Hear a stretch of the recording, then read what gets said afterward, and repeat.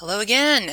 Welcome back. So this is going to be our unit on the Puritans and the colonial times in America. Those are kind of two separate subjects, but we group them together somewhat. And so there's going to be a few different lectures for this unit, but this one's going to be focused primarily on the Puritans. So I've got a little quote here from H.L. Mencken, kind of summing up what the Puritans are known for historically. They certainly didn't think of themselves this way, but people have gone on to think of them this way. Puritanism is the haunting fear that someone, somewhere, may be happy. So, if the Puritans were such dull people, why study them at all? Why put ourselves through that? And okay, I'll be the first to admit that, the readings for the Puritan section, I think with the exception of Mary Rowlandson and Anne Bradstreet's poetry, but I think both of those are pretty good reads. But William Bradford, for sure, those are more kind of historical documents. They're pretty dry, so I'll be the first to admit that it's not going to be super flashy or exciting writing, but it is important to read because much of American literature and really many aspects of American thinking to this very day can be traced back to the Puritans, so it's important for us to understand that moving forward. Much of the early literature in the New World was written by Puritans. So the Puritans were not the only people in what we now know as America, the various colonies. They made up a relatively small group compared to all the other different groups. But they are responsible for most of the early literature that we have from the New World, and there's a reason for that. So why is this? Well, so we know that the early colonies of America were split up based on nationality. So the French held certain territory, the Spanish held certain territory, and the English held certain territory. So for the English, there were two areas that they settled along the coast of the eastern coast of the United States. New England, what we call New England, this was mostly mountains and valleys, and this was the area settled by the Puritans. So I've got a map here just to kind of give you a sense of where we're talking about. So like Massachusetts, Connecticut, New York, Pennsylvania, that kind of whole area. And then the coastal regions, Virginia, North and South Carolina, with lower, flatter lands. So why is that important? Well, in the southern coastal lowlands, what we know now as South Carolina, North Carolina, that whole region. With this kind of geography, you're going to get more like large farms, what we would call plantations, and much less concentrated population. So everything was much more spread out, and that's going to be important. The settlers there were most of the time not permanent. They were not there to live forever. The reason for this is in the 1600s, when all this is happening, England had a law that was known as primogeniture in effect. And this is important because it meant that all of a family's wealth and belongings would automatically go to the oldest son upon the death of a father. So this was important because Virginia and the Carolinas provided an alternative for second, third, however many sons. So traditionally, they would either go into the military, go into, join the church as a priest. There weren't that many options. So this provided a whole new slew of options for making money. So they could go start a plantation over in the colonies, make money, and then just sort of live off that, but back in England. They didn't, intend to stay there. Just make their money and get out.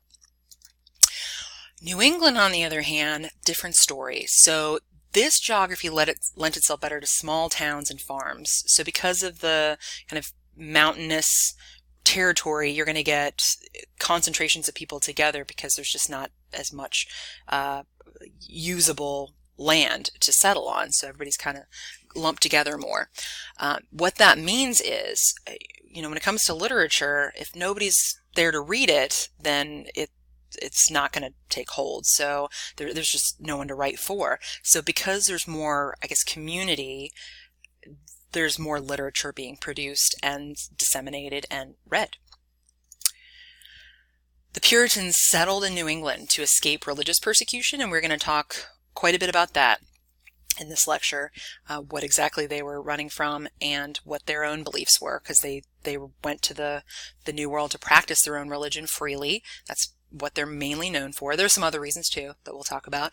So they intended to stay. They were not going back. They couldn't go back to where they'd come from.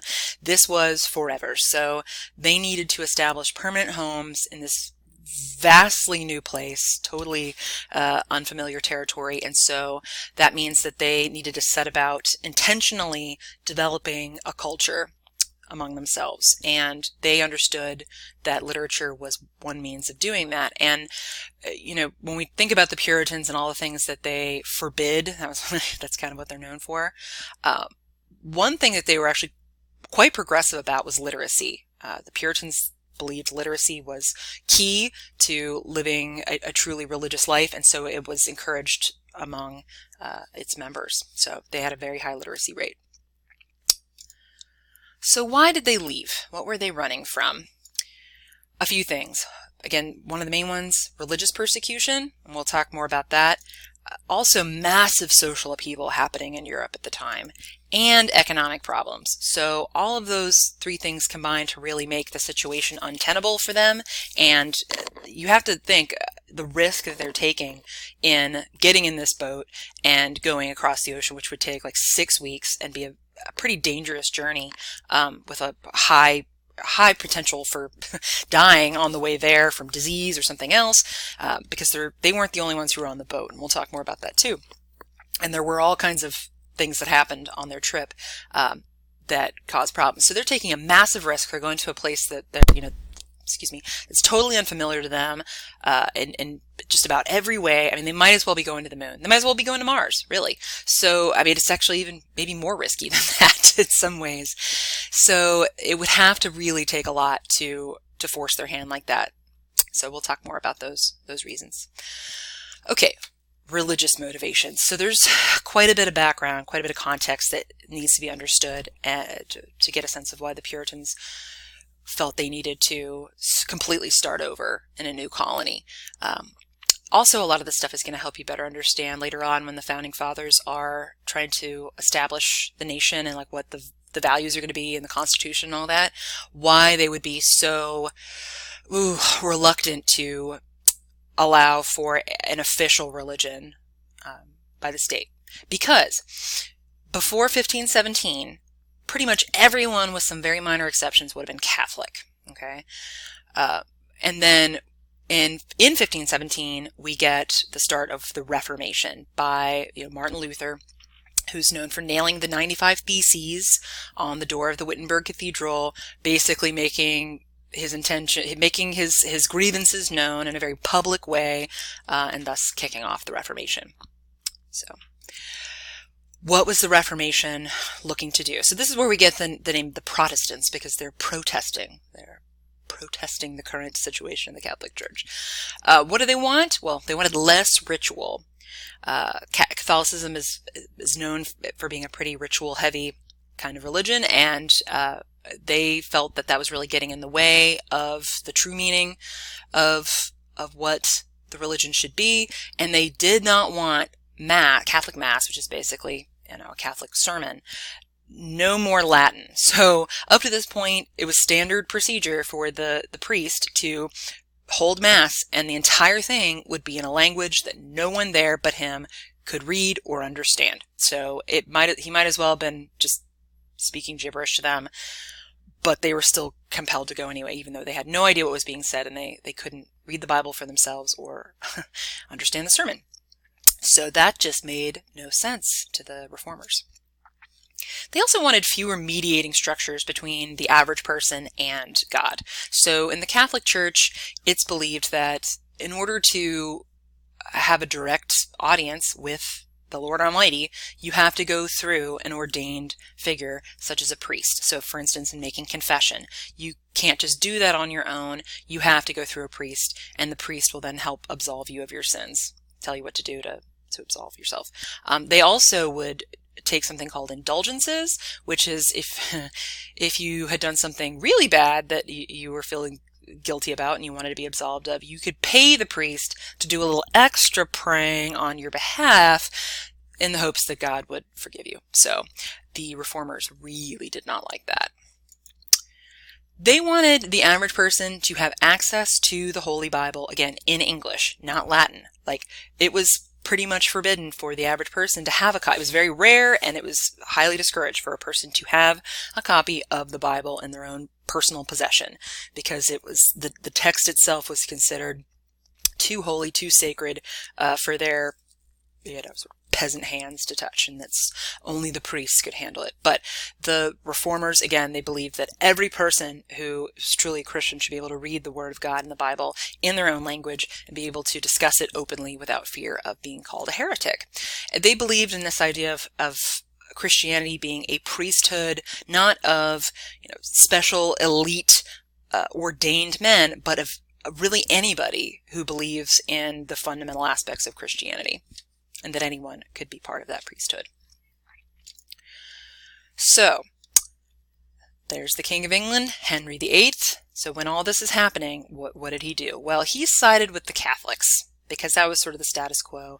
He did not side with the Protestants until it became inconvenient for him in terms of the Pope, who was the head of the Catholic Church and really the only person more powerful than him at the time, would not grant him an annulment to his wife. So King Henry VIII wanted to marry someone else, Anne Boleyn, but he was already married and she was still alive, and it was inconvenient. So he tried to get an annulment, even though they'd already had a child together. So the Pope said, no, sorry, I don't think you have a case for this. You're going to have to just stay married to Catherine of Aragon, your current wife, who was a very devout Catholic, by the way. So he said, fine, I'll just start my own church where I can do what I want and I can get a divorce. And anyone can if they want to. So he started what's now known as the Church of England, or the Anglican, or in America, Episcopalian Church. So it really didn't differ a whole lot from the Catholic Church. The only thing that was really different was that now he is the head of the church, not the Pope, and you can get divorced. And pretty much everything else was the same. No problem, right? Well, there were a lot of people who actually, again, we've got, reformers who actually do want to see significant changes to the church, and so it wasn't enough for them. So it really split into two factions, as churches tend to do. That's just how it goes. So the high church, those are the ones who wanted to stay close to their Catholic tradition, and the low church, they're the ones who wanted to purify the church of these Catholic roots, basically getting rid of all these what they believe to be unnecessary ceremonies. And they're going to be called the Independents, and they are going to become who we know now as the Puritans. So I've got a picture here in the corner. This is a modern day picture of a Church of England church. The Church of England is totally still around. Most churches in England fall into two categories, Catholic or Church of England. And if you look at this picture, I mean, you'd probably think you were looking at like a Catholic cathedral. I mean, it's so similar. And as somebody who went to both Catholic school and attended a Church of England church when I was growing up, because I actually grew up in England, true story, I got a taste of both, and yeah, they're extraordinarily similar. I had a hard time telling the difference. So, yeah. Okay, so after he died, and his daughter Mary Tudor, who was actually Catherine of Aragon, that was the wife who he got divorced from, when she came to power, she immediately, because she was still a very devout Catholic, just like her mother was, because her mother was Spanish, she immediately returned the Church of England to papal control, okay? And not only that, but anybody who dissented, she persecuted ruthlessly, and that's where she got the name Bloody Mary. When she died, her sister took back over, her Queen Elizabeth, the one we know today, Queen Elizabeth I, she reestablished that Protestant Church of England for a few different reasons, but it's, we don't need to necessarily get too far into that. So that means that once again, the church is headed by the monarch, that would be her, and a ruling episcopacy of church government with bishops. And the independents still didn't like that because they felt like the whole thing just smacked too hard of the Catholic Church for them, this kind of ruling body and elitism and stuff, which they didn't like. So we're going to take a pause there for this segment, and we'll be back soon.